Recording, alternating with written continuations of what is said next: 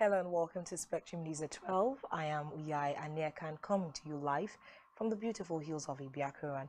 Let's take a look at the headlines. President Buhari congratulates Kenya's Ruto on election victory. Federal government directs NICOM to deepen insurance penetration. Plus, prosecutors oppose releasing search evidence on Trump's warrant. We'll bring you details of these stories and more in a moment.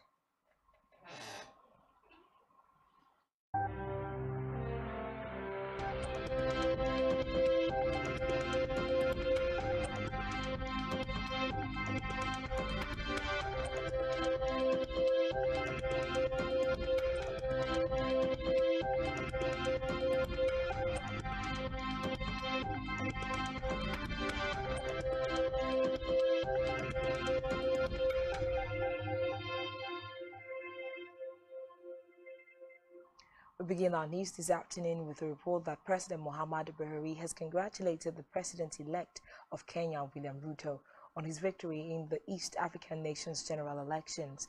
In a statement signed by spokesperson Femi Adesina, the President commended the people of Kenya for the peaceful and transparent outcome of the elections, noting that it is a demonstration that democratic process, values and principles remain the best way for the people to select their leaders and hold them accountable. Speaking further, President Buhari, who stated that Nigeria values Kenya as a strategic partner in the fight against terrorism and violence extremism, stressed that both countries have a long history of friendship, economic and trade ties, and effective collaboration through international organizations such as the African Union, the United Nations, and the Commonwealth.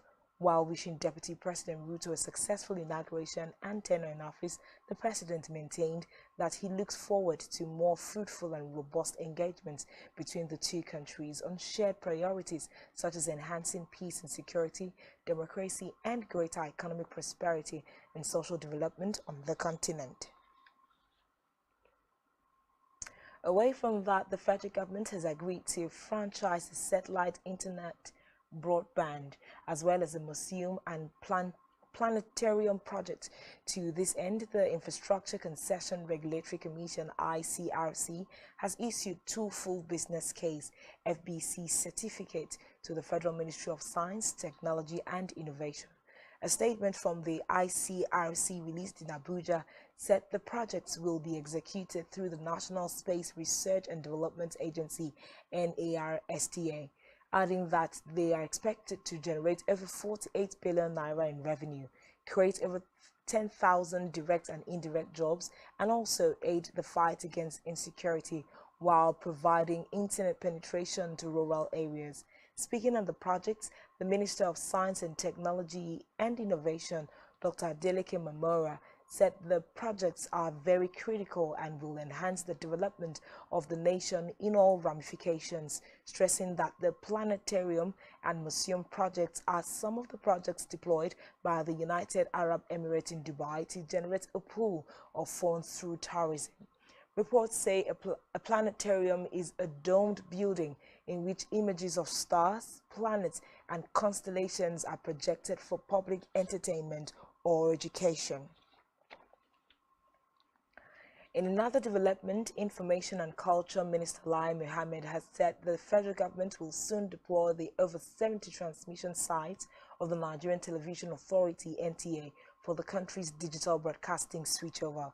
Mohammed spoke at the signing of a Memorandum of Understanding (MOU) on signal transmission between the Integrated Television Services, ITS and Startimes. The minister said the MOU would fast-track the digital rollout after many failed attempts. Meanwhile, NBC's Director General Balarabe Shehu has said the commission will be rolling out a tentative timetable for the switch-off of analog broadcasting in the country. noting that the Commission would embark on vigorous publicity in the next 1 week. Away from that, Nigeria's July inflation rate jumped to 19.64% from 18.60% in June, signaling a looming cost of living crisis in Africa's most populous nation.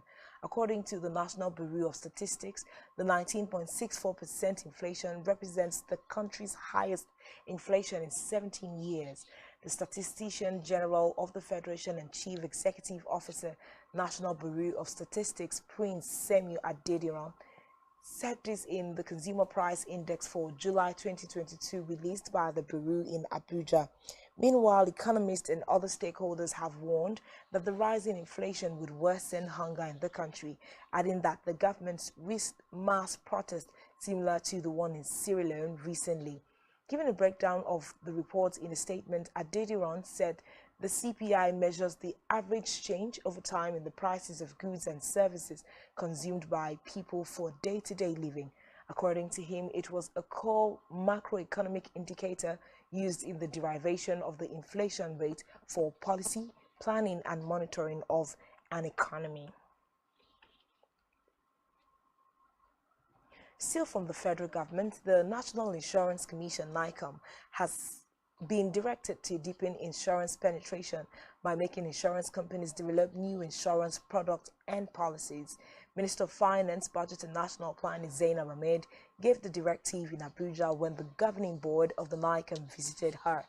The finance minister said members should commit to develop and implement policies that would promote the reputation of the industry through prompt payment of claims, adding that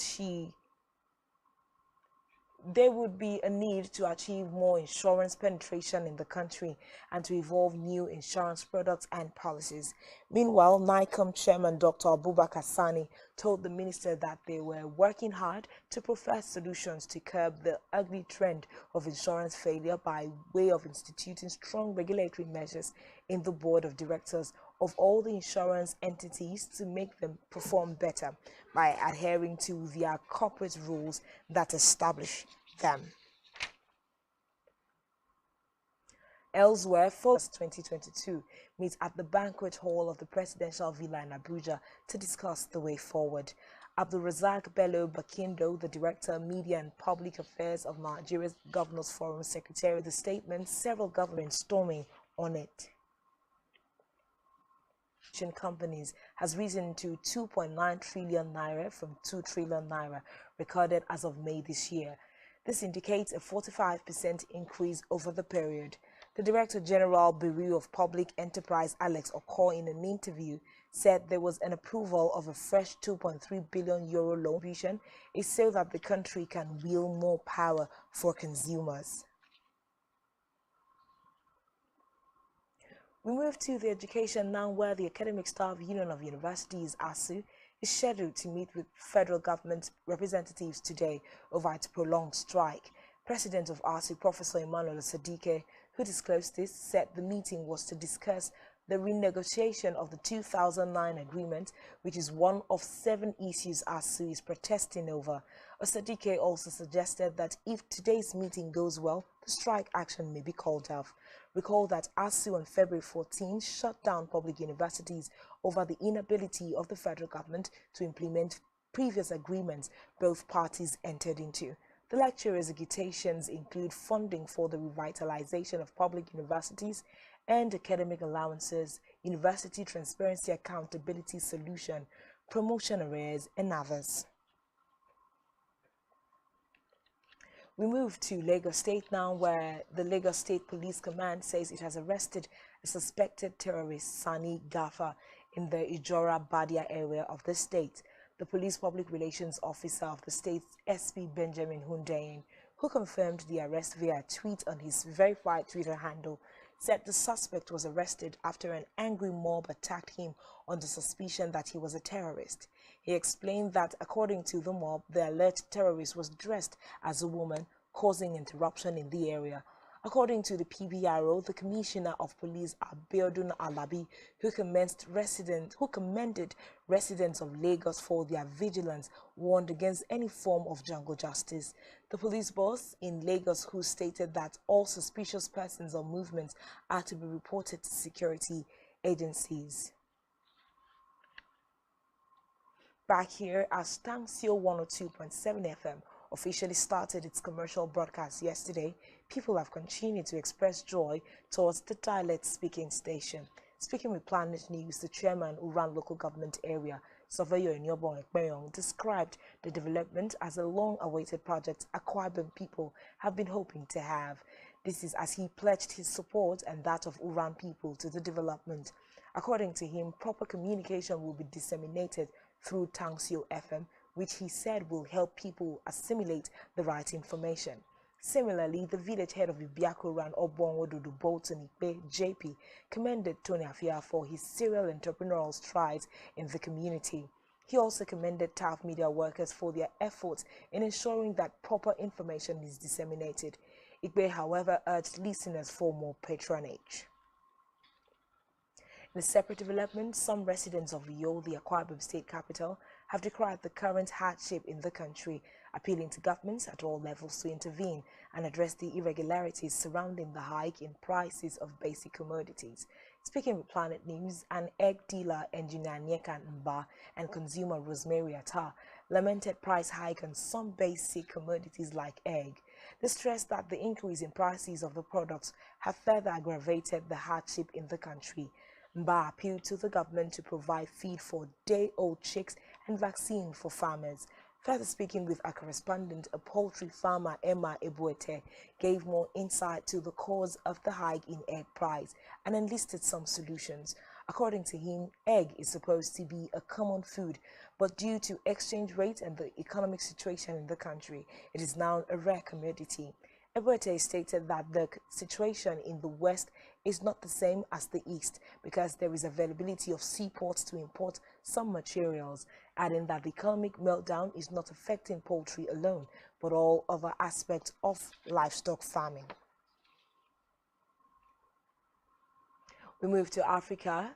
Deputy President William Ruto has been declared winner of Kenya's hard-fought presidential elections after several members of the Election Commission rejected the results. Independent Electoral and Boundaries Commission IEBC Chairman Wafula Chebukati said Ruto had won almost 7.18 million votes, which is 50.49% in the August 9th vote, against 6.94 million, which is 48.85% for his rival Raila Odinga. Reports say shortly before his announcement, 4 out of 7 IEBC commissioners said they could not recognize the results, raising rigging fears in the closely watched poll in the East African political and economic powerhouse. Meanwhile, the 55-year-old Ruto has vowed to work with all leaders in Kenya. There were 4 presidential candidates. These are the aggregated results. Odinga Raila, total valid votes, 6,942,930.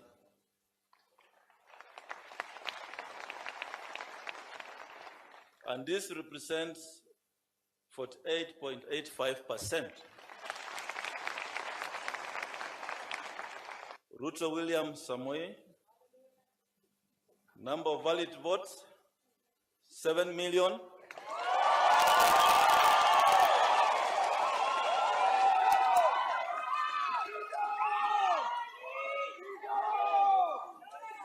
Thank you.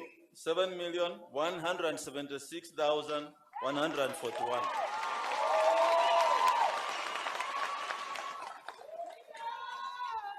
This represents 50.49%.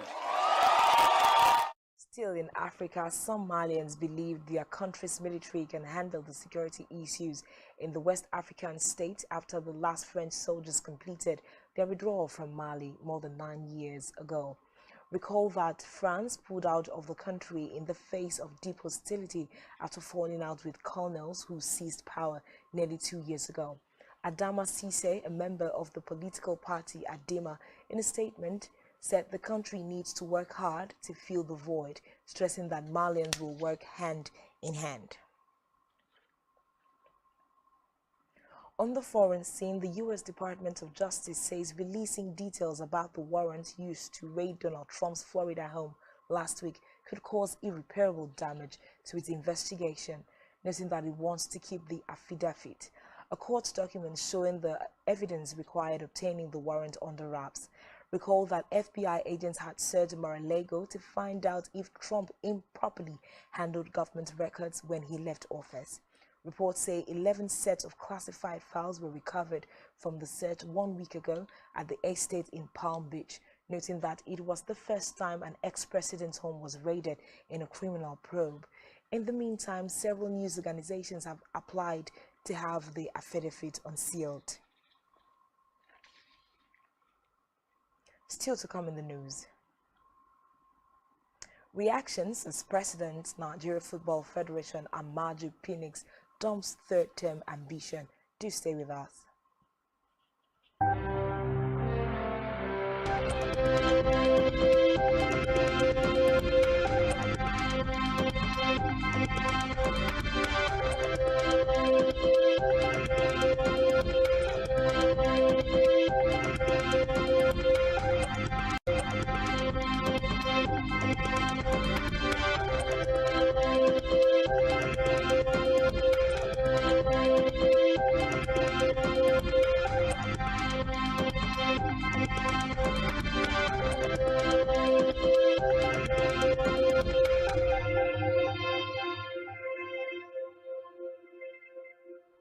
Thanks for staying tuned. And now to the rest of our news.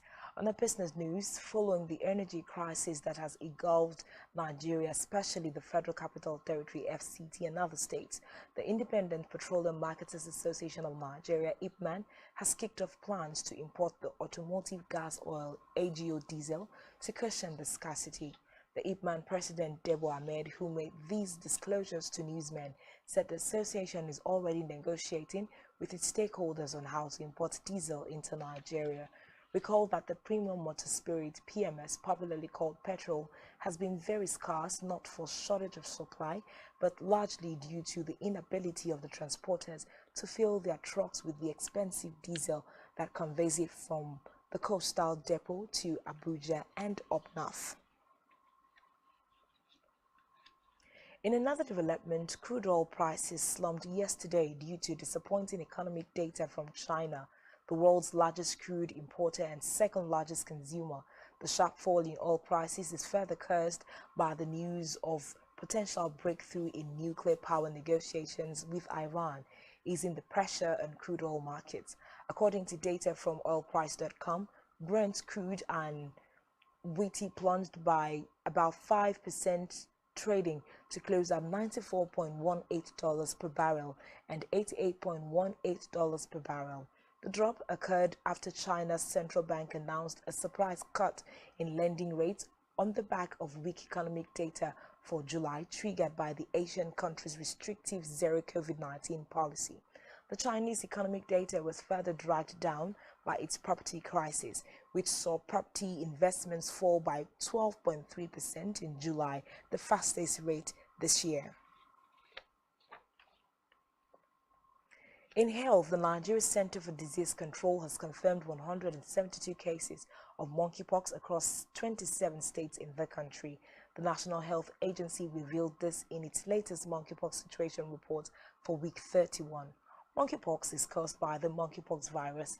It is a rare viral zoonotic disease transmitted from one person to another by close contact with persons through body fluids, respiratory droplets, and contaminated materials such as beddings. Reports say Nigeria is one of the countries in Africa where the disease is endemic. Still in health, Aminu Kano Teaching Hospital, AKTH in Kano, has commissioned a new hematological disease ward with a signal that it would begin bone marrow transplant. The Chief Medical Director of the hospital, Professor Abba Sege, disclosed this at the official commission of the ward. The CMD explained that only Lagos State University Teaching Hospital had successfully performed bone marrow transplants in Nigeria. He, however, stressed that with the establishment, furnishing and equipping of the new ward, the hospital could successfully admit bone marrow transplant patients. In sports, reactions have trailed the decision of the President, Nigeria Football Federation, Amaju Pinnick's decision not to contest for a third term in office. Pinnick, during an interview with newsmen, stated that he will not be running for a third term, despite calls from associates persuading him to continue in office. Reports say his second term is billed to lapse on September 20th, having first assumed office in 2014. Meanwhile, former Super Eagles assistant coach Emmanuel Omonike believes Pinnick, a FIFA council member, has done creditably well and would be remembered for his work with Nigerian football. On entertainment, English heavy metal vocalist of the new wave of British heavy metal pioneers, Steve Grimet, is dead. The vocalist passed away on Monday, 15th of August 2022 at the age of 62. Reports say he was born on the 19th of August 1959 and has been the lead vocalist for the band Grim Reaper since the days of the new wave of British heavy metal. Meanwhile, his cause of death is yet to be made public. That's all we have for you at this time. Do ensure to follow us on social media, all of which you can find on our website, spectrumtv.ng. You have been watching Spectrum News at 12. I am Uyai Anyeken. Thanks for watching and do enjoy the rest of your day.